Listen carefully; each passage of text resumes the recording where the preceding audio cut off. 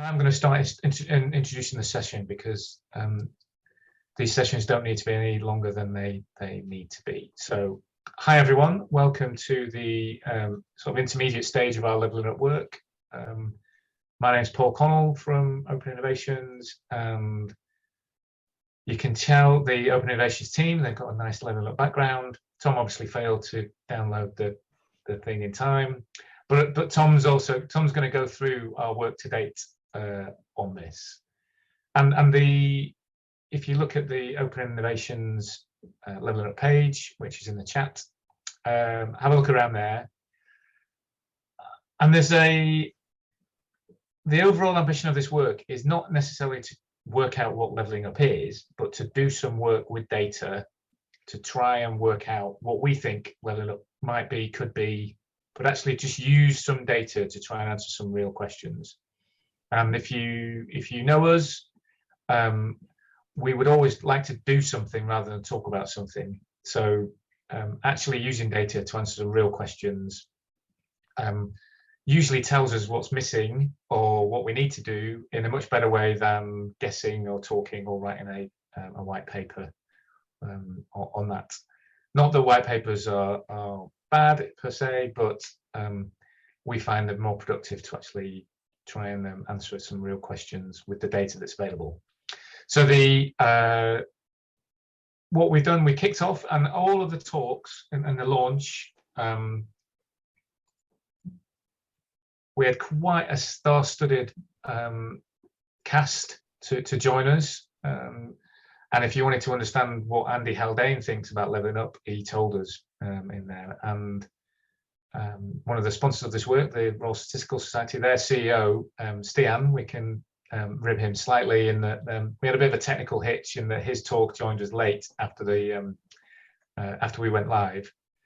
But Stian's talk about the importance of data and how we can use data to measure things effectively and impact policy in a rapid way. I would encourage people to have a look at Stian's talk as well, because that sets some really good context for our work. So if I just share my screen so people can see that, press share. So hopefully you can see the site there. This is the launch. So we've got an introduction from Neil O'Brien. All of the talks here. So Stian's talk there, Tara, Tom's talk. They're all really great context on levelling up, but also from slightly different perspectives. And I think that is what the focus of Tom's chat in a minute is going to be all about. So please have a look at all of that. All of these speakers have promised to be with us at the wrap-up or the wash-up at the end.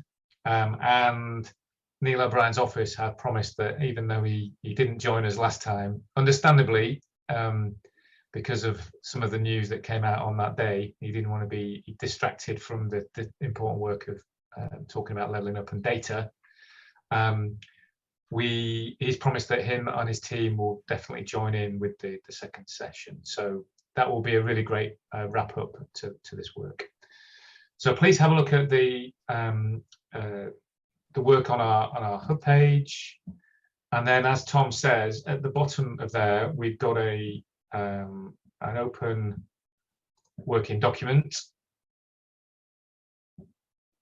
where if people have already joined in and talked about existing data, and that's turned into a really good resource that's available for everybody to look at and use. And I am now going to stop sharing and hand over to Tom. But before we go, if people have got questions, please just put them in the chat, and I'll act as chair and sort of feed in at appropriate times to ask those questions to Tom. And then if you have something really passionate that you want to get off your chest or talk to us about, or some information or things you'd like to share, if you just let me know, or on a DM on the Zoom chat, I'll put it in the chat and we'll get you involved. We will try and finish before 1 o'clock, because if we don't have to keep on talking about this, we don't need to. But also, if there's people who would like to talk to each other on here, please share details in the chat as you go. All about this is creating a community around this. I mean, I don't want to overplay it, but introducing people who are interested in stuff around data and the economy is part of the job of this. So over to you, Tom. Thanks very much, Paul. Thanks everyone for coming.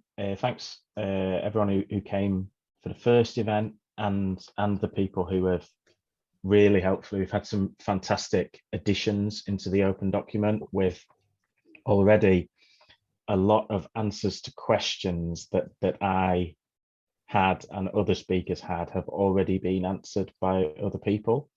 So my hope for today is to ask 5 questions, and they're 5 questions that I've spoken to a lot of people, both who talked at the first session and people also working in other areas. And I think we haven't got a good answer to them yet. So I'm hoping that someone on this call might be able to help us with some ideas or a plan of action or something. As I say, you can just put any questions you have, ideas you have in the chat, and Paul will make sure that we come to you. So just because I know some people won't be in the working document, I'll show you what it looks like. So this is what we've got on the web. And anyone can log into there, put comments in, add stuff. And my first question is Northern Ireland a model within the UK for levelling up? And I think that's an important question because I always knew, and the times that I've been to Northern Ireland, I've always known that it has quite a lot of differences from Great Britain. And then as people were talking through in our talks about different ways that they wanted to measure what was important to society and which things they wanted to see leveled up and improved, when we started looking at the data, Northern Ireland always did exceptionally well. And it does exceptionally well in a completely different way to what me, probably speakers like Paul Swinney at Centre for Cities might have suggested. And I'll just quickly talk about that. So Northern Ireland consistently has the highest wellbeing scores in the UK of any nation and pretty much of any region of the UK. So when you ask people, life satisfaction, well-being, do they feel that their life is worthwhile? Are they happy? Northern Ireland says yes, much more than everywhere else. And I did a quick graph. There's fantastic ONS open data on well-being going back to 2011 now. So we've got a decade of data on well-being, life satisfaction. It doesn't matter when you ask. Great Britain gives you about the same answer. There's a little bit of variation. And Northern Ireland is just always much happier about everything. So I think there's something very important there. If we're going to say that well-being and life satisfaction is the key, and you will have heard that certainly in the What Works Centre for Wellbeing, Nancy Hayes talk, and I think that Tara Alas from McKinsey's talk had a lot of that in as well. It would seem quite important to understand what's going on in Northern Ireland, both in terms of life satisfaction, worthwhile, happiness, but also Northern Ireland has the lowest poverty of any region of the UK, and it has surprisingly low child poverty as well. And it manages all of this despite having well-known and infamous challenges of integration of communities. It does all of this despite having a weak economy and quite low wages and income.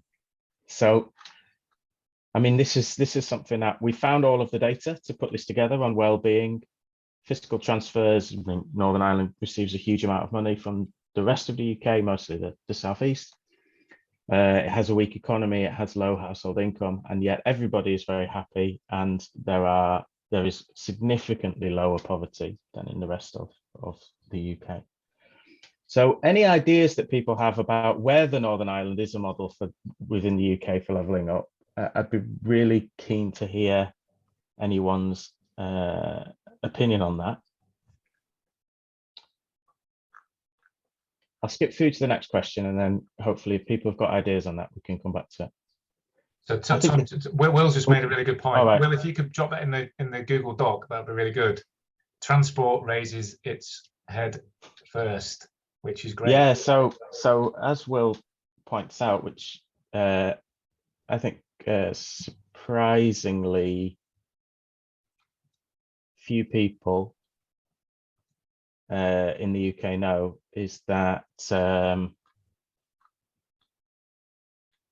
Northern Ireland does not have privatized railways, and it has a very integrated bus system via, I want to say it's called TransLink. I could look that up. So it does have a very different approach to public transport. Of course, it has its own legal system. It has a very significant amount of it should have a very significant amount of devolved power and local accountability in its assembly. The assembly often doesn't sit, so there's a bit of a challenge there. I don't know much about local government. Actually, I'll correct that. I know nothing about local government in Northern Ireland. I've got no idea. The only thing of interest I know is that Northern Ireland has the only local authorities that do not use a .gov.uk domain. And that's a good one for a pub quiz if you can name all of them, but I doubt anybody can.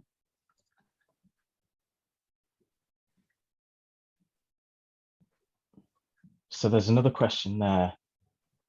Yeah, population in Northern Ireland is interesting. I'm pretty sure that population in Northern Ireland is increasing, but let me check. I think that's a really, really good point to make, because I think that population in most European studies of ideas of left behind leveling up,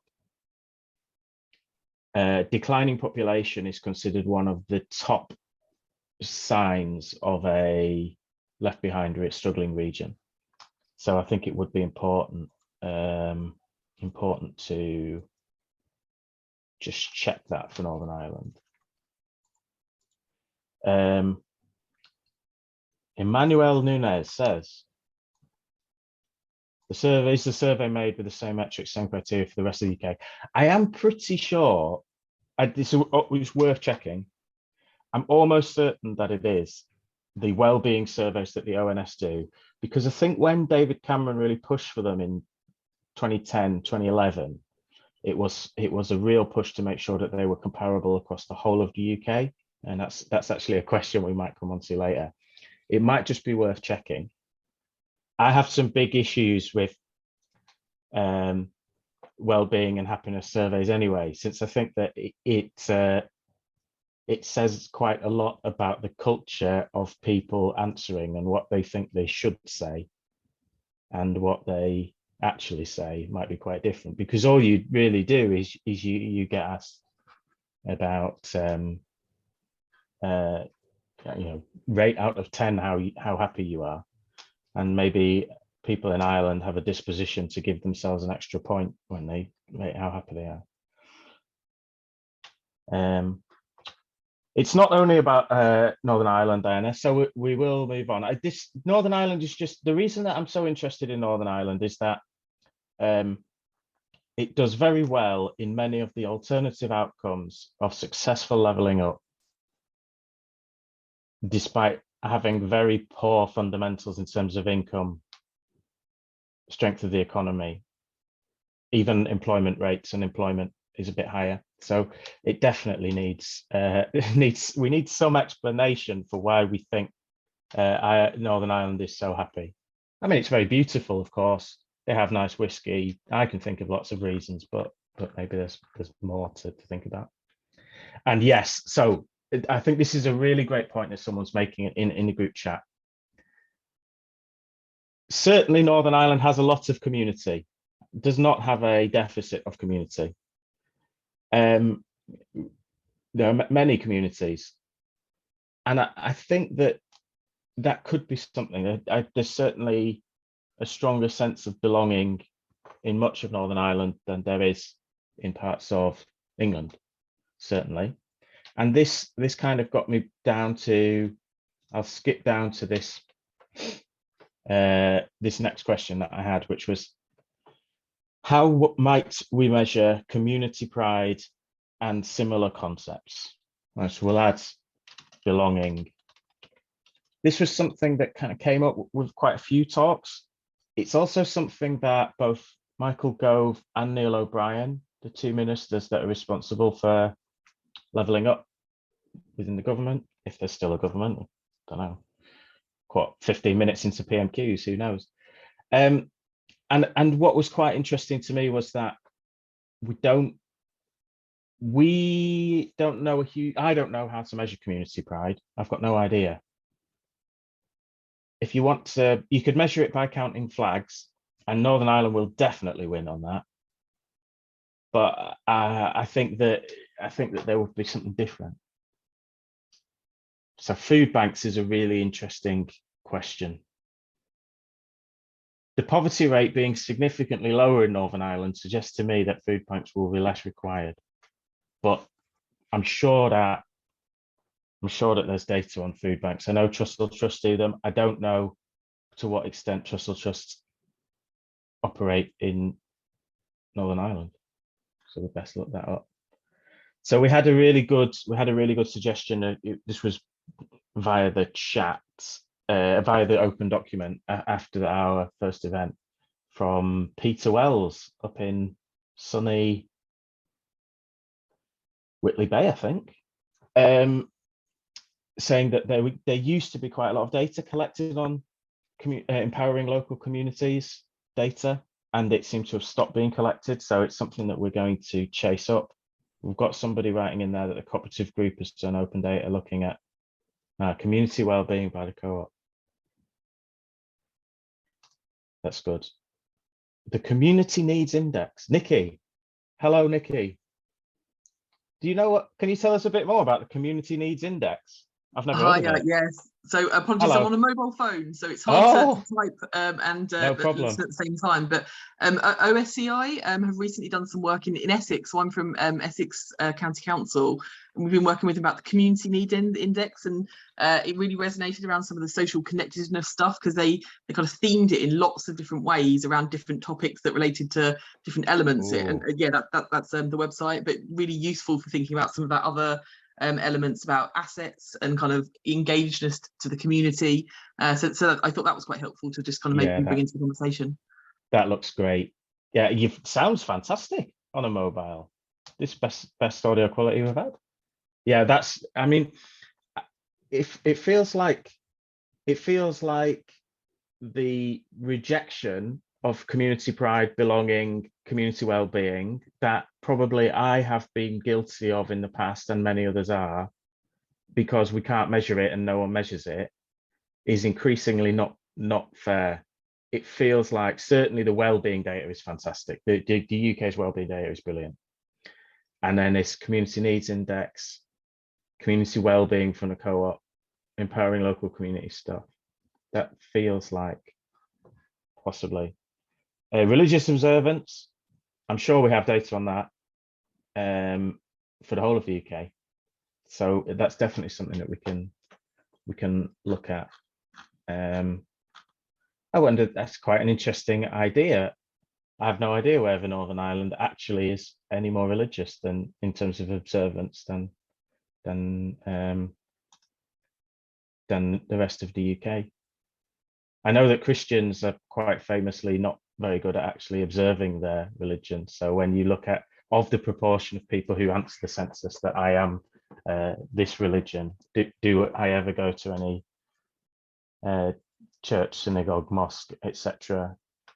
events? I know that it's quite low usually, but I've no idea what we do. So I think we'll put that.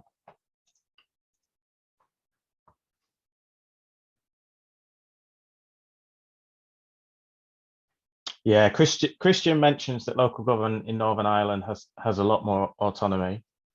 They don't even pay for water in Northern Ireland. I suppose if it rains that much, you don't need to pay for water. But I believe you don't get a water bill. It's all just included in your council tax or in your local rates or something similar. But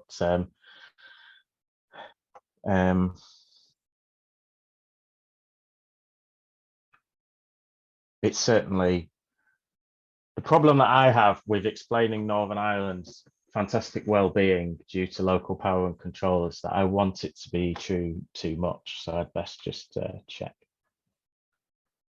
So BP is written, doesn't wellbeing data tend to be mainly, so it is all survey based, BP wellbeing data, and not so robust at a more granular community level. That's definitely right. So there's no reports of wellbeing data that's useful below the local authority. And if you want to listen back to Nancy Hayes' talk from the What Works Centre for Wellbeing, she talks in quite a lot of detail about the problems that presents and how the people are working on trying to improve that. I think it's probably a very big thing. Tom, can I interrupt? Yeah. We did have quite a lot of people from the ONS signed up. I don't know if there's anyone from the ONS who'd be able to comment on the wellbeing data, or whether they'd like to point us to a technical write-ups or information that's available on it. Maybe there's something we can add as a maybe request. No volunteers, no ONS people on the line. Let's follow up later. Catherine Dobson has designed a wellbeing tool. Do you have a link for it, Catherine? Is it on the web somewhere? Because we're not in the business of building anything if someone's already built it. I'll tell you that right now. You might be able to hear me. Yes. Good. Yes, it's a tool. Actually, as it happens, is a look.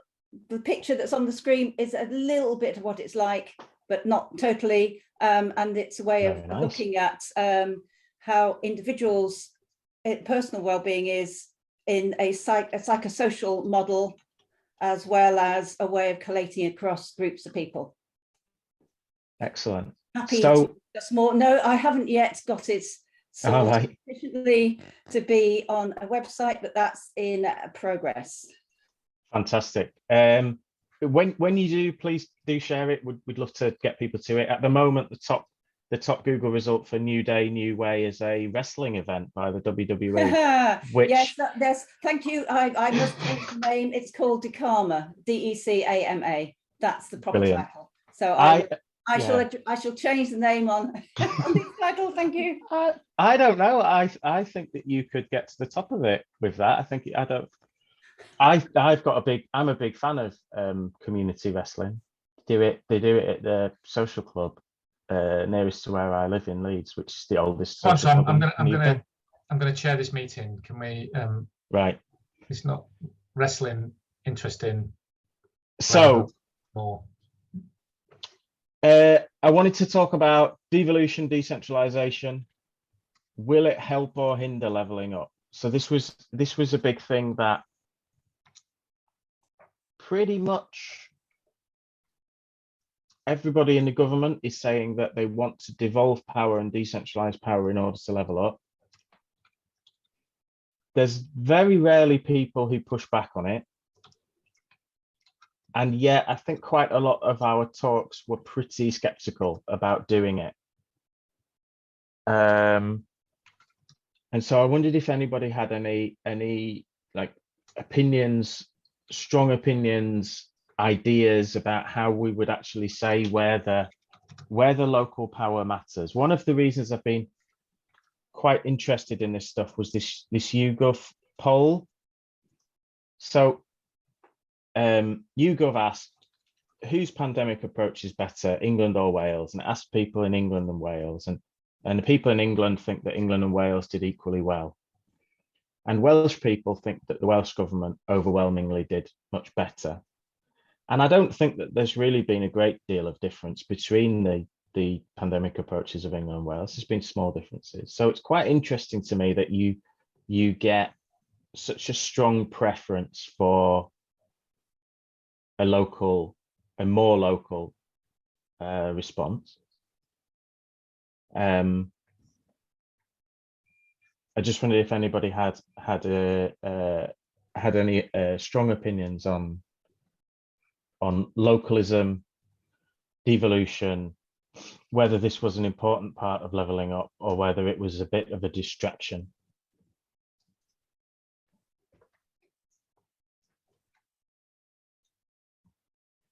And the bit that follows on from that is my fifth question, which was, are comparable statistics for the whole of the UK likely to help or hinder levelling up? And I mentioned that because this was a big theme of two of our talks from the Government Statistical Service and Andy Haldane. Both said that a key part of what the government was doing in order to enable levelling up and to inform it better was producing a wide range of new statistics, which would be common for the whole of the UK. Currently, many statistics within the UK are devolved. Typically, that means that England and Wales have one set of statistics. Sometimes Wales has its own, but often England and Wales are together. And then Scotland and Northern Ireland have separate statistics. And it certainly is felt within the UK government that that situation is not good, and they want to standardise. They want to standardise statistics increasingly to be all UK, so that they can target levelling up funding and levelling up ideas. And I just wondered if anybody had some strong opinions on that.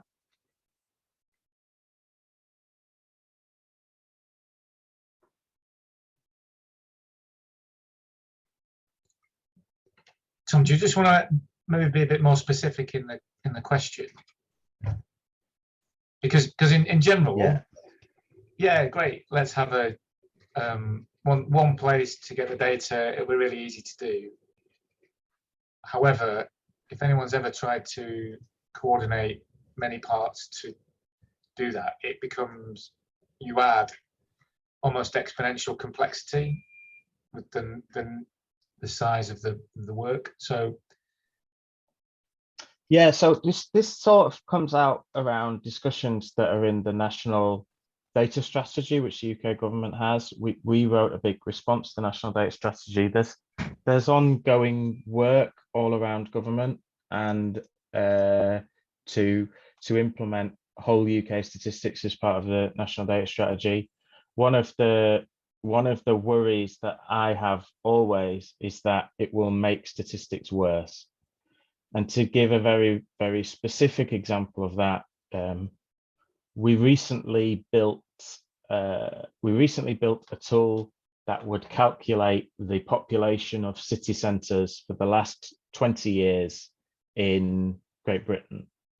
And it would calculate it at in like circles at a distance of 1 mile from the city centre, 2 miles from the city centre, 3 miles from the city centre. And it took us about 10% longer to make it work in Scotland than if we had one data set for the whole of the UK. But this data that we got in Scotland was much higher quality.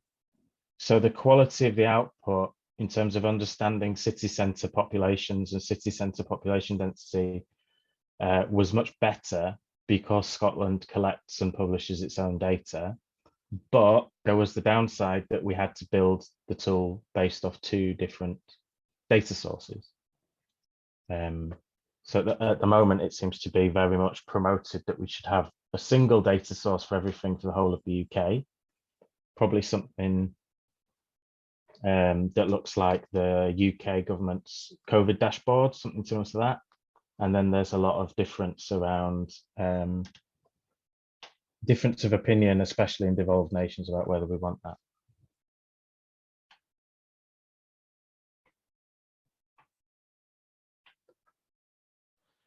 So I think the point that we've got in the chat there about England has well over 80% of the UK population, so it will dominate UK-wide statistics anyway. I mean, I think that's very important. If we're talking about UK poverty to a first guess is English poverty, right? It's 84%, I think, of the UK population. What's sort of interesting to me is that levelling up has been largely suggested that it does care about places, and that means that Even, if we look at all places individually, we probably don't care so much about England. We probably care about Northeast England, or we care about Sunderland, or we care about maybe even parts of Sunderland. So I think that the worry about England being so much of the UK doesn't matter so much with Levelling Up.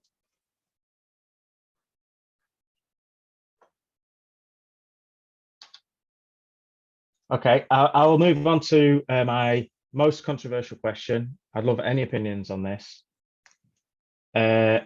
How equal can we hope to be? Are there downsides to equality? I think this was a really challenging talk by Paul Swinney from Centre for Cities, if you want to go and listen back to that. Pretty much, he said, we're not going to have Barnsley and Rotherham have as strong an economy as Leeds or Manchester or Birmingham or Bristol, so we shouldn't try too hard. I think we rarely discuss the inevitability of inequality, but if we target complete equality, we can be almost certain that we will fail, and it might make us take some bad choices along the way. And I think there's a kind of second part to that discussion, which is I was looking at the Joseph Rowntree Foundation's 2022 poverty report. I think pretty much everybody agrees that children growing up in poverty is a bad thing all around the world, and yet no country has 0% child poverty. Actually, no country has less than 10% child poverty. You look at even the most prosperous and most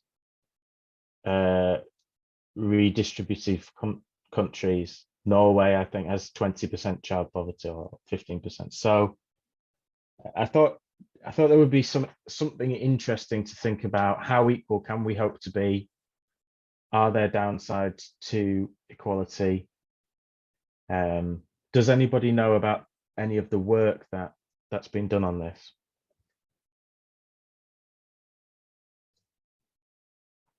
Tom, can I just comment out? I think a related point is that it's more what investment we should make that makes the biggest impact. For example, I think one of Paul's, when you listen to Paul's talk, is that actually if you invest in Manchester, you're probably going to have more impact on the people who live in Bury and Bolton and Rochdale by investing in the city of Manchester than investing in Bury, Rochdale, Bolton individually, and then connecting them to that economic growth. So there's the other related part of that equality discussion is, how do you make the opportunities that are available more available to people who live in more places?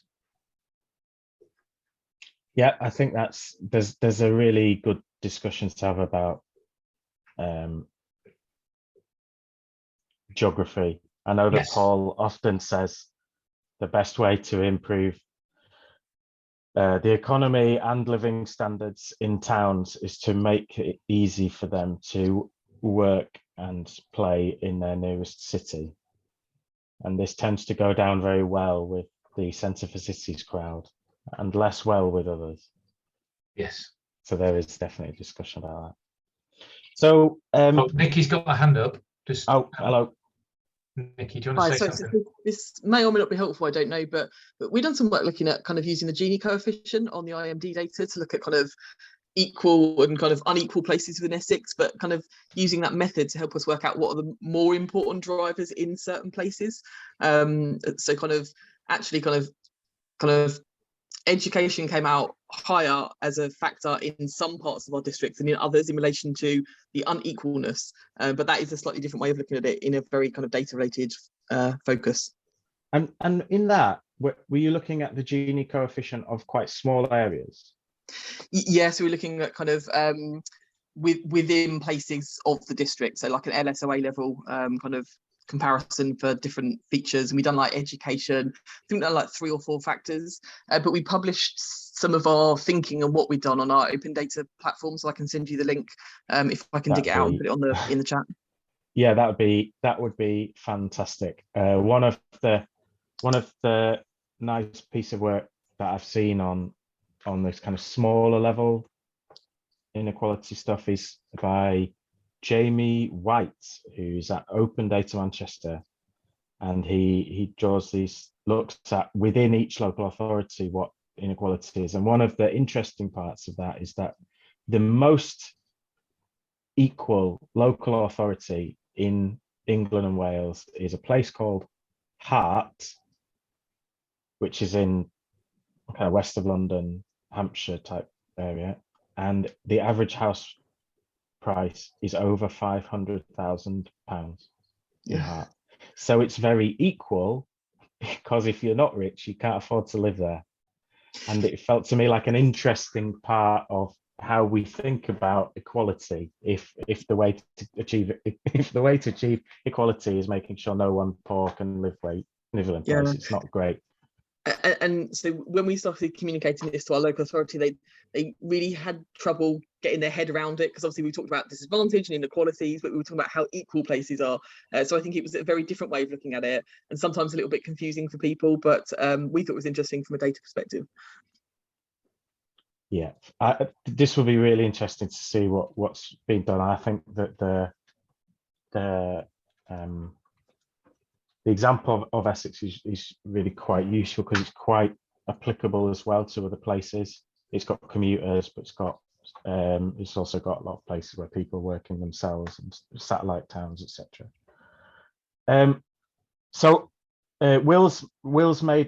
Will Deakins has a really good point about redistribution, and that is probably the final thing that I wanted to talk about. There are 2 ways to level up, probably. This is in terms of people's incomes, but also in terms of the economy. And there's a great graph from The Economist. This one. So I'll put the link in as well on this. It took me about 15 minutes to understand it, so it's right up there at the top level. But this is a graph that basically shows the inequality in countries before tax and benefits, and the inequality in countries after tax and benefits. And it shows that you've got 2 ways to lower inequality. You can be a country like South Korea or Sweden, where the economy itself is quite equal. And I think that that's generally been summarized as inclusive growth. I looked at the West Yorkshire Combined Authorities dashboard for their ambitions around levelling up, and point number 1 was inclusive growth. And I think that means that people earn similar amounts of money in the economy, rather than having their wages topped up by benefits or reduced through taxation. This is about having an economy that in itself has low inequality. And when we think about the UK in terms of spatial inequality, that would be arguing that we want places that currently have a weak economy, somewhere like Wolverhampton, for example, we want that to have a strong economy so that it doesn't rely on outside money. But then there's another type of country, and the 2 examples that stand out in the Economist graphic are France and Ireland, where they have very unequal economies. So in Ireland, there's no country more unequal than Ireland in terms of wages. So there's a lot of people in Ireland earning a huge amount of money, and a lot of people in Ireland earning very little money. So there's huge income inequality. That's before taxes and benefits. But then the taxes are extremely high and benefits are extremely high, and the same is in France. And therefore, after all of that redistribution's happened, inequality is very low. So it poses this question about what type of levelling up do we want? Do we think that one of these two methods of achieving greater equality in society is inherently better than the other? Or do we think that it doesn't really matter how we get to a more equal society that's both for people and for places? We should just tax people more and send the money to the people who need it and the places that need it.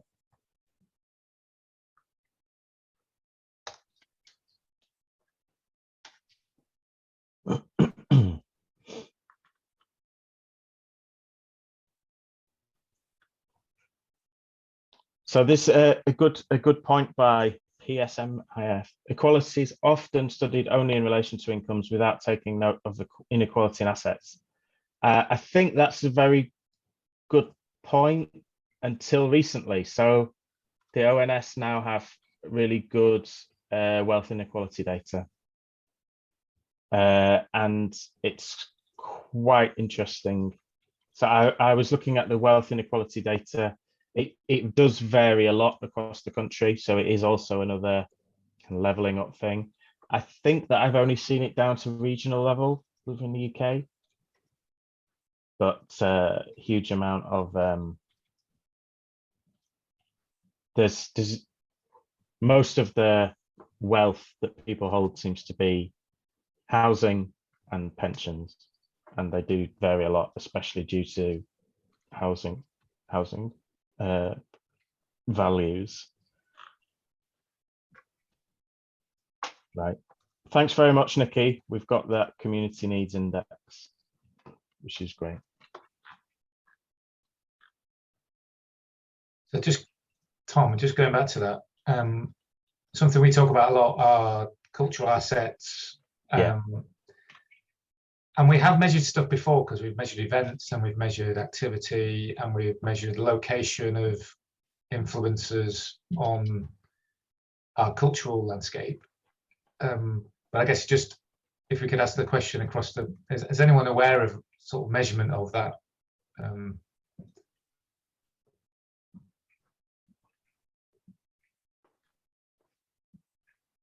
Yeah, I think culture is definitely access to culture. The importance of culture is definitely something that I'd love to have along with these community pride, belonging, etc. So that was one of my things, is just an open sort of discussion, is if we were going to add to the understanding of leveling up, rather than talk about using existing metrics or talking, could we look at something that's missing and add that to the mix, for example? Or is there a question that is really uncertain that we could help bring a bit more certainty around, or maybe generate some new open data on that? So another open question there, really.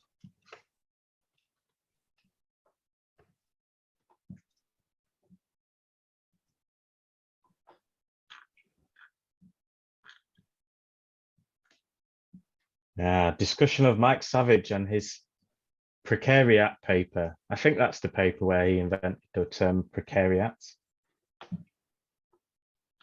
I think cultural capital, though, might be something a bit different there. I don't think it's about whether you can go and watch the football, whether your local pub's open. I think it's about your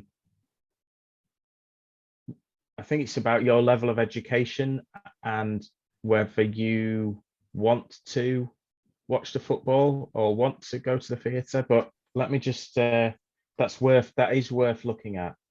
So I think that those cultural capital, I think, is different to access to culture, but let's check.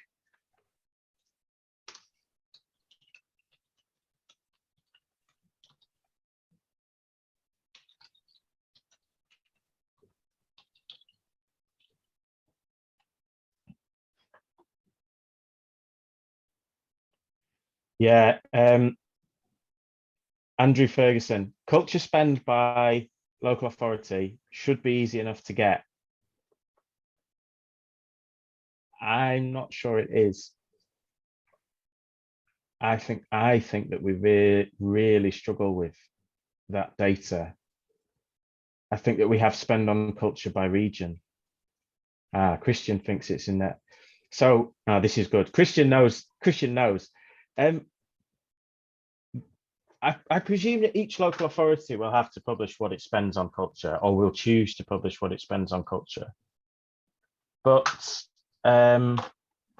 isn't most cultural spending, or a lot of cultural spending in the UK, done by the UK government?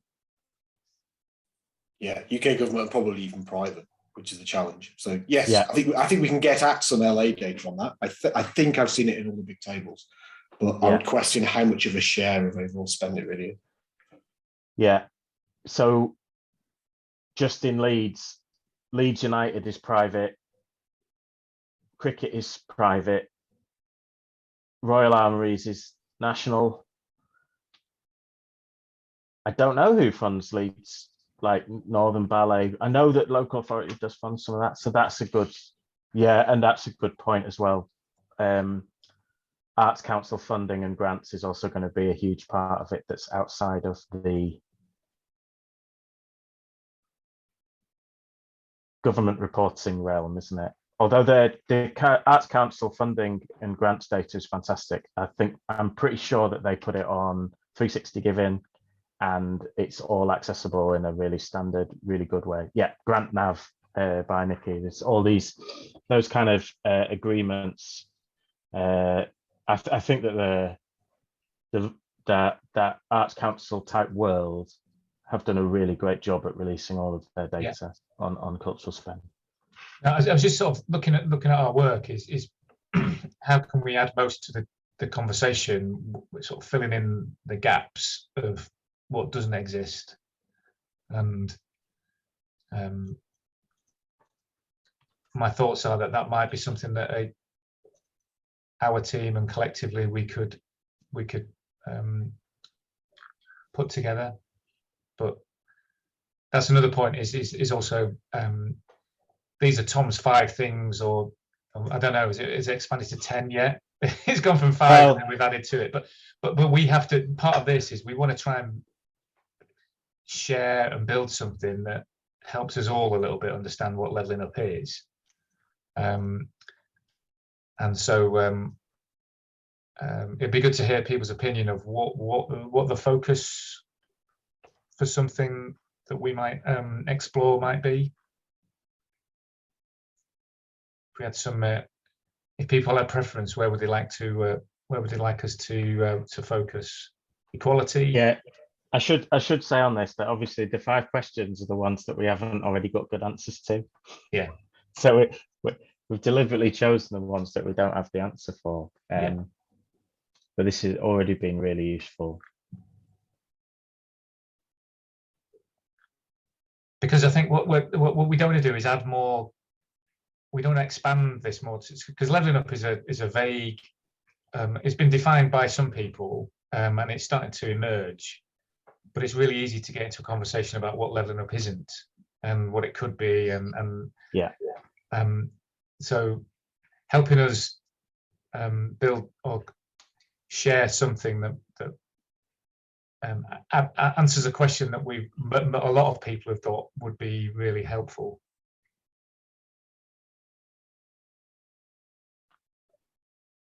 So Nikki's made a good point. So do we do it for the whole of the UK, or do we choose one place and try and do a detailed assessment of, I don't know, Lincoln, or it's looking like if Essex has already done a lot of thinking around this and has already done the work and done that hard bit of looking at inequality at smaller areas, then it seems sensible to start there, doesn't it? Well, I wouldn't say we cracked it. We've like tried to bits around the outside, but I guess kind of all of the different data sets and features that you've talked about, kind of it's all scattered. It's all also Yeah. kind of in loads of different places, and I guess like kind of very little has been done to like try to pull it together under the theme of leveling up. And I know it's kind of like, well, what does that mean, and kind of where we're trying to get to, but almost like kind of things that you kind of run through today. There's like lots of different pockets everywhere. So yeah, it might be that you trial it in one area and we'd be more than happy to have further conversations. And obviously kind of we've shared links to kind of works that we've done for any kind of sharing or learning or joint work. But I guess kind of, I think from my perspective, helping local authorities, particularly districts in this space, it is about trying to bring some of those kind of layers of insight together in one place to help them understand it, or help them understand kind of key hotspots and areas that kind of might not be the ones to focus in on. Yeah, I think that's, we had the talk from Alan Rees at the West Yorkshire Combined Authority on their levelling up dashboard, and obviously they did quite a lot of the same stuff that's happening here. And whenever they're doing that work that's been, if they're just sticking together national statistics to do it, then there's no reason why it should just be a West Yorkshire or just an Essex dashboard, right? It makes sense to just have that copied.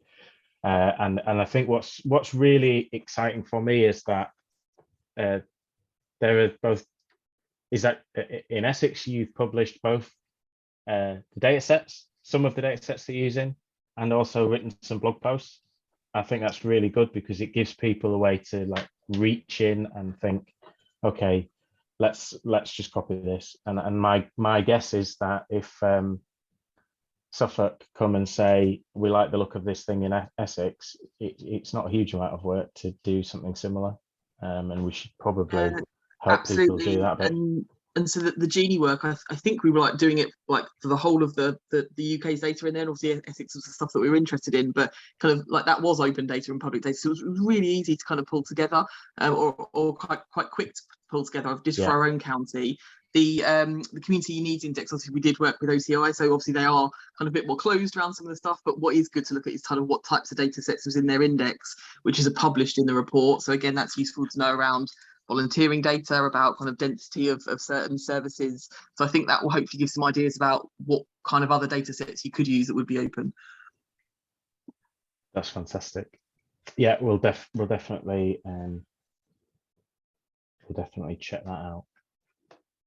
Okay, so we've got 6 minutes to 1. Well, Anna's added some stuff on there. Yeah. Thanks, Anna. So the housing wealth stuff, I mean, I'm not going to comment on the housing wealth stuff, Anna, because I know for a fact that you know at least 10 times more about it than me. So let's leave it at that. I agree. Knowing small area home ownership rates and whether the home ownership is of the cheap houses or the expensive houses in the small area would be really interesting. And then I fear that pension wealth is going to fall into a black hole of pension funds are special, the City of London is special, we don't talk about the money type thing, but we'll see whether that's right or not. I know that the data must exist for the ONS to be able to publish its regional wealth. I guess it's probably just a question of how big their survey was, whether they can do any smaller geographies. My guess is that the survey wasn't huge, but who knows? I think there's quite a lot of interesting work to be done preparing for this stuff in other countries. So I believe that in both France, I know in France, and I believe in Ireland, declarations of wealth are kind of part of your tax return due to wealth taxes and similar. So there may be some work that we could do there to prove that this is useful and possible. Okay, so when time's nearly up, but what I think we're starting a focus is emerging for us. Obviously, this isn't the end of a project. We're starting. What we've been asked to do in this project is, could we explore with data? Can we start bringing some common rigor to when we're talking about leveling up, create some resources that we can all share. So there's the videos, and then this we'll share everything. And at the end of this, we're just going to build a prototype. It isn't the end, but we're going to try and build a prototype of something. What would a levelling up measure be in it? And I think having a national levelling up dashboard that basically uses national data, that doesn't feel as if it will move the dial much, but a focus on a place such as Essex might actually allow us to do some more interesting work on that. So we'll definitely follow up with that, Nikki. And then the other part of it is just a thanks to everyone for joining us, but then also if you're doing work in this area, do get in touch to either link it on the hub page or have a think about how you can make it as open and shareable as possible. If you need any help with that, let us know. But then also, this is a fantastic feedback loop to government, right? Because what we've had is Neil O'Brien and Andy Haldane saying, actually, we're doing this work, but what we'd love is to have really great data in everywhere, and so that we can make some better decisions. Now they've accepted that they don't know, or they don't have the data, and they're making guesses, and they need feedback loops. So doing it in the open this way, I think we've got a great way of influencing how the data around this is used and shared, but also iterated. And we can have I'm talking about the role everyone on the call, everyone who's been involved, can have an influence and feedback loop, and also stop the mad. We've all experienced it where people try and control this when obviously it's impossible. So please join in. We'll be following up with this, and then please publish your stuff openly so that we can all join in and make a difference. Is there anything else anyone passionately wants to make any more points before we finish off? An email, Catherine, which email would you like? Do you want an email contact for us, or hello@openinnovations.org works? We'll put it in the chat. Or